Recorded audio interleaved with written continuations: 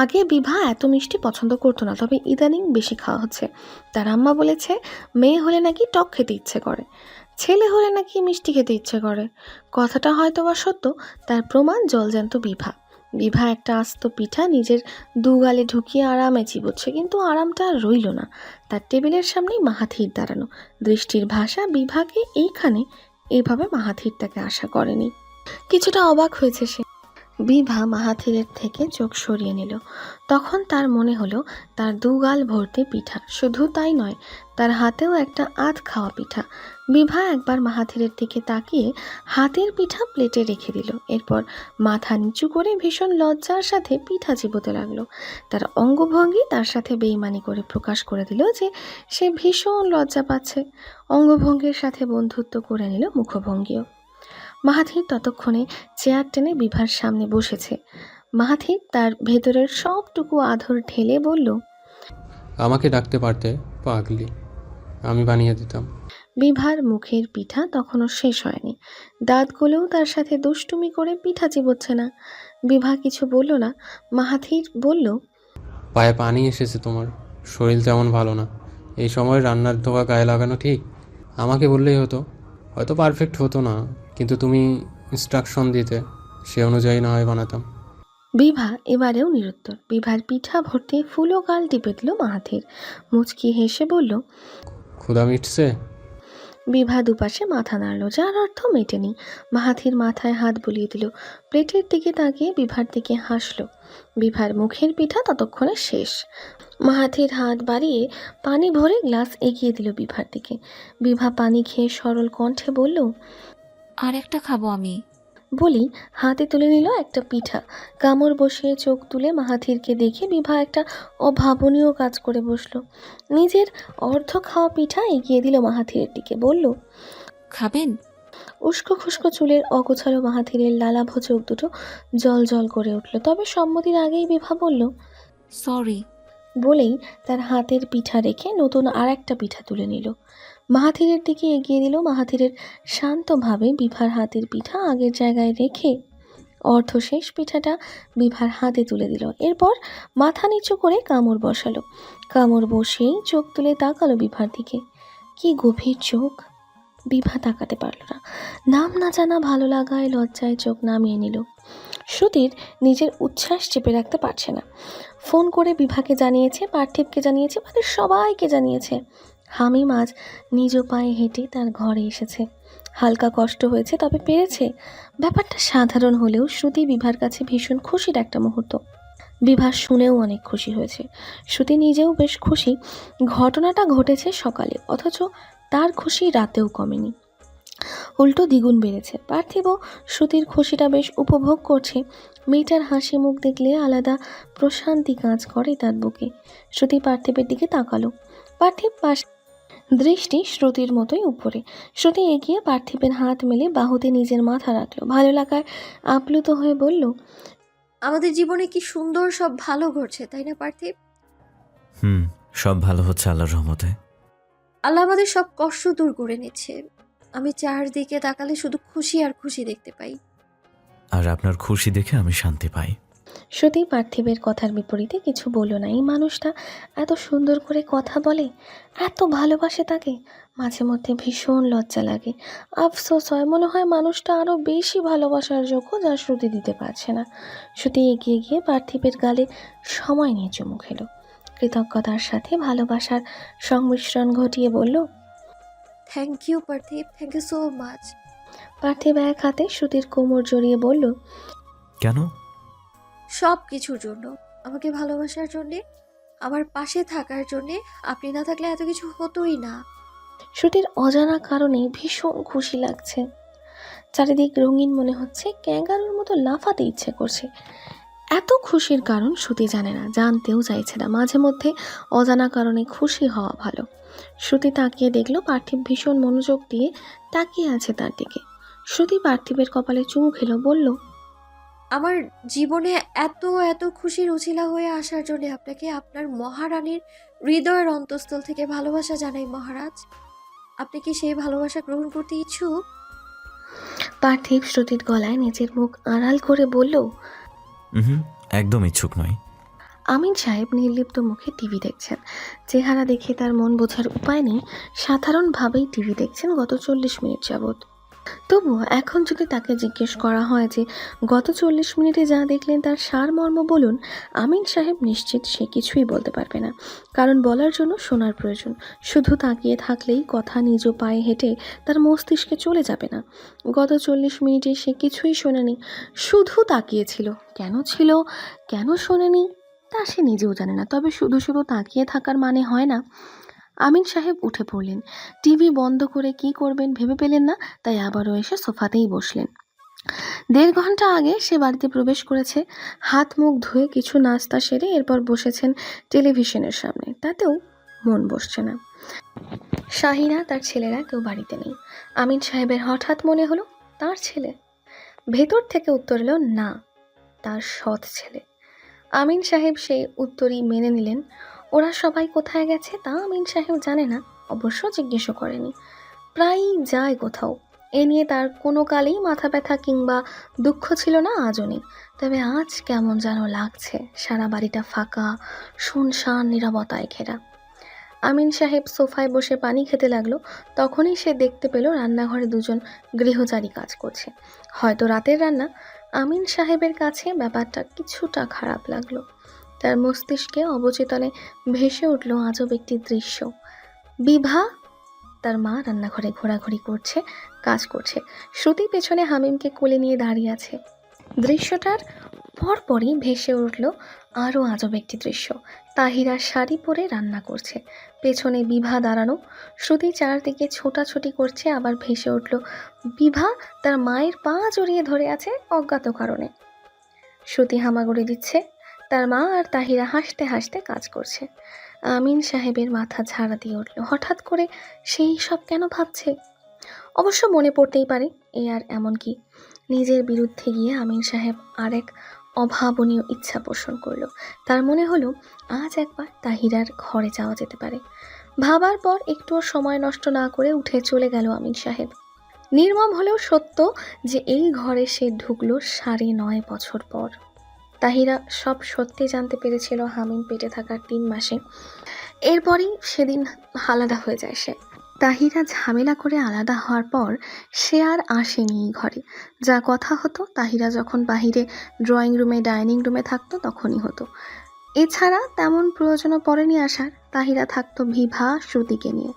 সে এখানে কি করবে? তবে তার ঘর ছাড়ার আগে সেই ঘরে থাকা তাহিরার সাজানো জিনিসপত্র নিয়েই ছেড়েছিল। সে অফিস থেকেই এসেই দেখেছিল তার ঘরের আবহ সম্পূর্ণরূপে পাল্টে গেছে। সে নিয়ে যখন জিজ্ঞেস করা হলো কেন এমন করেছো, তাহিরা স্বাভাবিকভাবে বলল, ঘরটাকে নিজের ঘর ভেবে ভীষণ যত্ন নিয়ে সাজিয়েছিলাম। এখন এই ঘরের মানুষটা যেহেতু আর তাই ঘরটাও আমার নেই। তবে এই ঘরের প্রতি আমার করা যত্নগুলো মূল্যবান ছিল, আর আমার অনুভূতিকে আমি সম্মান করি। এ কারণে ঘর ছাড়ার সাথে সাথে নিজের অনুভূতিও সরিয়ে নিচ্ছি। আমিন সাহেব ঘরে ঢুকে দেখলেন তার ঘর যেমনভাবে তাহিরা সাজিয়েছিল এই ঘরটাও ঠিক তেমনভাবেই সাজানো আছে। তার বাড়ির রুমগুলো একই রকম হয়, তেমন কোনো পার্থক্য চোখে ফুটছে না। তবে ঘরটা ধুলোয় ভরে আছে। সামনের টেবিলটা দেওয়ালের সাথে অগোছালো হয়ে আছে কিছুটা। আমিন সাহেব ধুলো ভর্তি ঘরের আড়ালে 9.5 বছর আগের তাহিরা থাকা অবস্থায় পরিপাটি, পরিষ্কার, সুন্দর ঘরের কল্পনা করতে লাগলেন।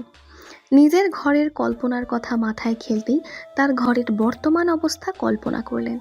তার ঘর এবং ধুলায় ভর্তি ঘরের পার্থক্য করতে গেলে আমিন সাহেবের অবচেতন মন বলল, এই ঘরটা বেশি সুন্দর। এই ঘরটায় তাহিরা ছিল, আর তাহিরার জন্যই ঘর জুড়ে একটা শান্তি শান্তি ভাব আছে। আমিন সাহেব নিজের উপর প্রচণ্ড বিরক্ত হয়ে বেরিয়ে পড়ল ঘর থেকে। সে এসব ভাবছে কেন? এমন তো নয় সে তার স্ত্রীকে ভীষণ ভালোবাসতো। একসময় বাসতো, তবে এখন বাসে না। তাহলে এমন আদিক্ষেতার মানে কি? আমিন সাহেব নিজের ঘরে চলে গেলেন। খাটে শুয়ে এসি ছেড়ে পাতলা কম্বল গায়ে জড়ালেন। হঠাৎ তার মনে হলো এই আভিজাত্যময় ঘরটা সুন্দর নয়, তবে সুন্দর ছিল এক সময়। 9.5 বছর আগের পার হওয়া প্রতিটা দিন এই ঘরটা সুন্দর ছিল। রাত 3টা 4 মিনিট। বিভা ফোন থেকে হালকা চমকালো। আজ অন্য দিনের তুলনায় আগে ঘুম ভেঙেছে। অন্যান্য দিন প্রায় 3:30টায় ঘুম ভাঙে, সে তুলনায় আজ আগেই উঠেছে সে। নিজের এইভাবে উঠে পড়ায় ভীষণ বিরক্ত হয় বিভা। মাঝরাতে উঠে পড়ে, এরপর সারাদিন ঘুমে ঢলে পড়ে, আজব ব্যাপার। বিভা বাইরে বের হতে হতে ভাবলো আজ কি খাওয়া যায়। তার তেমন কিছু খেতে ইচ্ছা করলো না, মনেও পড়লো না বিশেষ কোনো খাবারের নাম। বিভা বাইরে এসে ঘর জুড়ে আলোয় চমকে গেল। এগিয়ে গিয়ে রান্নাঘরে ঘর মাখতো মাহাথিরকে দেখে তার চমকের পারদ বাড়লো আর একটু। সাথে মনের ভেতর ভয় হলো, মাহাথির এখানে বিছানায় তাহলে কি ছিল? নিজের অজান্তে এমন প্রশ্নে কিছুটা ভয় পেল বিভা। পর মুহূর্তেই মনে হলো সে তো পাশে তাকিয়ে দেখেনি যে মাহাথির আছে কিনা, হয়তো ছিল না, খেয়াল করেনি। বিভা সামনে এগোতেই মাহাথির চোখে হাসলো। কড়াই থেকে কিছু উঠাতে উঠাতে বলল, রান্নাঘরে এসো না, সোফায় বসো, আমি নিয়ে আসছি খাবার। মাহাথিরের ভাবভঙ্গিতে মনে হলো বিভার এখন উঠে খাওয়া ভীষণ স্বাভাবিক একটা ব্যাপার। বিভা হঠাৎ খুশি হয়েও হলো না, তার মনের অভিমানেরা ঝাপটে ধরলো তাকে। বিভার ভাবনার মাঝেই মাহাথির এগিয়ে এসে এক হাতে প্লেট রেখে অন্য হাতে বিভাকে নিয়ে বসালো। মাহাথির নির্লিপ্ত কণ্ঠে বলতে চাইলেও কণ্ঠে তার উত্তেজনার আভাস পাওয়া গেল। বলল, এই নাও, খেয়ে প্লিজ রিভিউ দাও। খেয়ে প্লিজ রিভিউ দাও তো, কেমন হয়েছে?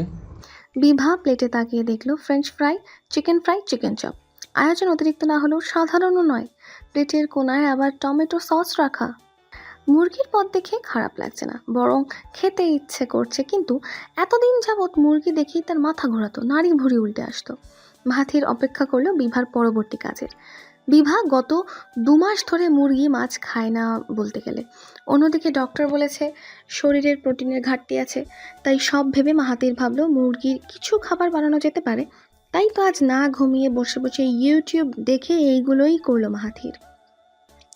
তবে সব কিছু সে অল্প তেলে ভেজেছে। এখন আল্লাহ মাবুদ জানেন কেমন হয়েছে। বিভা শুকনো মুখে বলল। খাবো না। বিভার এমন কথায় মাহাথিরের মনটা কাচের মতো ভেঙে গেল। বলল, কেন বিভা, অন্য কিছু খাবে? বলো তাহলে অন্য কিছু বানিয়ে দিই। মাহাথিরের এমন কথায় বিভার কাছে সামনের মানুষটাকে ভীষণ অপরিচিত লাগলো। মনে হলো এ কি সত্যি মাহাথির? বিভার মন হয়তো মাহাথিরের আদর ভালোবাসা আশকারা পেতে চাইলো, তাই অভিমানে বলল, আমি আপনার হাতের কিছু খাবো না মাহাথির। ঘরে যাব, ঘুম পাচ্ছে। বিভা উঠতেই মাহাথির হাত টেনে ধরে বসালো। নিজেকে নিয়ন্ত্রণ করে শান্ত কণ্ঠে বলল, আমার রাগ খাবারের উপর দেখাচ্ছ, খেয়ে নাও, ক্ষুধা লাগেনি। লাগলেও খাবো না। বিভা, আমি কিন্তু রাগ করব, খাও। খেয়ে নিয়ে বলো তোমার হাজবেন্ডের রান্নার হাত কেমন। বলেই মাহাথির নিজের ভাতে বিভাকে খাইয়ে দিতে লাগলো। বিভা জড়বস্তুর মতো বসে রইলে মাহাথির খাবার আরও একটু এগিয়ে ধরলো। বিভা একবার মাহাথির একবার খাবারের দিকে তাকিয়ে মুখে নিল খাবার। মাহাথির নিজের ভালো লাগার সাথে বিভাকে খাওয়াতে লাগলো। বিভা আর চোখে দেখতে লাগলো তার সামনের মানুষটাকে। মাহাথির কি এখন ইচ্ছে করেই এমন অগোছালো থাকে নাকি বিভাকে প্রেমে ফেলার জন্য? নির্লিপ্ত মুখভঙ্গিও কি সুন্দর। বিভা চোখ সরিয়ে মাহাথিরের হাতের দিকে নিতেই তার দৃষ্টি সেখানে স্থির হয়ে রইল। মাহাথির আবার খাওয়াতে গেলে বলল, এখানে কি হয়েছে? মাহাথির সেদিকে একবার তাকিয়ে উত্তর দিল। গরম তেল ছিটকে এসেছিল। মাহাথিরের নির্বিকার কণ্ঠের কথা বিভার সহ্য হলো না, আর তার হাতে থাকা ছোট্ট বলের মতো দুটো দাগও সহ্য হলো না। চোখ ঝাপটিয়ে শুরু হলো অশ্রুপাত। মাহাথির বিভার চোখের পানি দেখে হঠাৎ করে থমকে গেলেও ভাঙা মনের কাছে যেন ভালো লাগারা এসে ফুল ফুটিয়ে দিল। মাহাথিরের মনটা ভালো হয়ে গেল এক নিমেষেই। নিজের স্ত্রীর কান্না তাকে প্রমাণ দিল সে তার স্ত্রীর কাছে কতটা মূল্যবান। তার মনে হলো তার এতক্ষণের কষ্ট সার্থক। মাহাথির প্লেট নামিয়ে ঠোঁটে হাসি ফুটিয়ে এক হাতে জড়িয়ে ধরল তার মাহাথিমের আম্মুকে। মাহাথিরকে আরেক ধাপ থমকে দিয়ে বিভা মাহাথিরের বুকে পড়ে গেঞ্জি আঁকড়ে ফুপিয়ে উঠল। পরিস্থিতি কিছুটা বিষণ্ণ হলেও মাহাথিরের মনে হলো এর চেয়ে সুখকর কিছু হতে পারে না। সুখের সময় হয়তো মানুষের দীর্ঘদিন স্থায়ী হয় না, কিংবা মানুষটা সুখ উপভোগ করে বলে সুখের সময় কোথায় দিয়ে চলে যায় ধরতে পারে না। বিভার কেবিনে দাঁড়িয়ে আছে মাহাথির, শ্রুতি, পার্থিব। শ্রুতির গাল থেকে চোখের পানির দাগগুলো শুকোয়নি, অথচ সেই দাগের উপর দিয়েই আবার নতুন করে অশ্রুপাত হতে লাগলো। গতকাল শ্রুতি গেছিল বিভাদের বাসায়। বিভার 9 মাসের বেশি দিন বাকি নেই, তাই শ্রুতি ভেবেছিল এই সময়টাতে সে থাকবে তার বোনের পাশে। সারা সকাল ভালো কাটলেও রাত 9টার দিকে বিভার পেটে যন্ত্রণা শুরু হয়। বিভার চিৎকারে যন্ত্রণায় শ্রুতি ভয় পেয়ে হাসিনাকে ডেকে আনলে হাসিনা বলে, প্রসবের ব্যথা কখনো কখনো 9 মাস আগে কিংবা পরেও হয়। বিভার ব্যথা উঠেছে শুনেই শ্রুতির হাত পা অবশ হতে লাগলো। তবে ভাগ্য বোধহয় সহায় ছিল, তাই তো মাহাথির তখনই অফিস থেকে ফিরেছে। সেদিনই আবার মাহাথিরকে বেশিক্ষণ থাকতে হয়েছিল অফিসে। সাথে শ্রুতি আছে বলে মাহাথির নিজেও কিছুটা চিন্তামুক্ত ছিল। অফিস থেকে ফিরেই বিভার চিৎকার শুনে মাহাথির বিভাকে নিয়ে নিচে চলে যায়। নিচে শ্রুতির জন্য অপেক্ষাকৃত গাড়ি দাঁড়িয়েছিল। শ্রুতি বিলম্ব না করে সেই গাড়িতেই উঠতে বলে। মাহাথির শ্রুতি বিভাকে নিয়ে চলে যায় হসপিটালে। হাসিনা চেয়েও যেতে পারেন না তার নিজের স্বামীর কারণে। মানুষটার আবার শ্বাসকষ্ট বেড়েছে। এছাড়া মাহাথির আশ্বাস দেয় যে সে জানাবে বিভার খবরাখবর। মাঝ রাস্তায় শ্রুতি পার্থিবকে জানালে পার্থিব জানায় যত দ্রুত সম্ভব সে পৌঁছে যাবে। বিভাকে ডক্টর দেখে বলে, আগামীকালই বিভার সিজার করানো উচিত। বাচ্চার পজিশন আকারের কথা চিন্তা করেই বিভাকে সিজারের সিদ্ধান্ত নেওয়া হয়। মাহাথিরও বিভার সুস্থতার কথা চিন্তা করে টুশব্দ করেনি। তার শুধু বিভাকে সুস্থ চাই। ভোরবেলায় পার্থিব শ্রুতি বাড়ি গিয়ে গোসল সেরে এসেছে। পার্থিব শ্রুতিকে খাওয়াতে চাইলেও কিছু খাওয়াতে পারেনি। পার্থিব নিজেও চিন্তিত, তবুও শ্রুতিকে যথেষ্ট সামলে রেখেছে সে। হাসিনাও এসে পুত্রবধূকে দেখে গেছে সকালবেলা, সাথে তাকে সাহস দিয়ে গেছেন। কিছুক্ষণ পর বিভাকে ওটিতে নেওয়া হবে। বিভা কেবিনের বেডে শুয়ে আছে নির্লিপ্ত ভঙ্গিতে। উপরে উপরে যতটাই নির্লিপ্ত, ভেতরে ভেতরে ততটাই ভঙ্গুর সে। বিভার নিজেকে ভীষণ অসহায় লাগছে। মনে হচ্ছে তার আপনজনদের মুখ সে আর কোনোদিন দেখবে না। এই তো তার সামনে দাঁড়ানো অশ্রুসিক্ত চোখের শ্রুতি, চিন্তিত মুখের পার্থিব, সাধারণ ভঙ্গিতে দাঁড়িয়ে আছে মাহাথির। মাহাথির, বিভার মাহাথির ভাবতেই চোখ গলিয়ে দুপাশ দিয়ে বেরিয়ে গেল অশ্রুধারা। বিভার ভীষণ আফসোস হলো, এত চেহারার মাঝে তার ছোট্ট ভাইটা নেই। সে যদি তার ভাইকে আর না দেখে। ভাবতেই বুকে কি যেন একটা কামড়ে ধরলো। হামিমকে দেখতে পারলে হয়তো বুকটা শান্তি পেত। তার ভাই, মা না থাকা ভাইটা। বিভা শ্রুতিকে ডাকলো। শ্রুতি শুয়ে বিভার পাশে বসলো। বিভার চোখ স্পষ্ট ছলছলে, অথচ মুখে হাসি। হাসি মুখে বলল, বিভার, শ্রুতি, আমি ভীষণ খুশি বোন। আমি হাঁটতে পারছে। একদিন দেখবি একদম সুস্থ হয়ে যাবে, তাই না বল? তোরা অনেক ভালো থাকবি, দেখিস। এমন অসংলগ্ন কথায় শ্রুতি যেন অন্য কিছুর আভাস পেল। কেঁদে ফেলল, বলল, এমন করে বলছিস কেন আপা? আমরা সবাই ভালো থাকবো, একসাথে ভালো থাকবো। বিভা সে কথা কানে নিল না। পার্থিবকে ডাকলো। পার্থিব বিভার সামনে দাঁড়িয়ে হাসতে চেয়েও পারল না, শুধু বলল, আমাদের ছোট্ট বাবাকে নিয়ে ফিরে আসুন আপা। আমরা সবাই অপেক্ষা করবো আপনার জন্য। বিভা হাসতে চাইল। শ্রুতির দিকে ইঙ্গিত করে বলল, এই পাগলকে দেখে রেখো তো পার্থিব। পার্থিব সম্মতি দিল। পার্থিব বুঝলো বিভা এইবার হয়তো মাহাথিরকে কিছু বলবে। পরিস্থিতি বুঝে শ্রুতিকে নিয়ে বাইরে গেল সে। বিভা চোখ বন্ধ করলো। মাহাথিরকে সে কি বলবে? সে যে এই মানুষটাকে কতটা ভালোবাসে তা কি বলবে? বিভা বলল, এদিকে আসুন। মাহাথির এগিয়ে গেল। সে যে কতটা ভয় আছে বিভা কি বুঝতে পারছে? তার বুকের হৃদযন্ত্র যে এত জোরে বাজছে তা কি বিভা শুনতে পারছে? মাহাথির নিচু হলো। সে বিভার চোখের দিকে তাকাতে চাইছে না। মাহাথির তাকালেই যদি বিভা তার চোখের ভাষা পানি দেখে ফেলে। বিভা বলল, ভয় পাচ্ছেন মাহাথির? মাহাথির।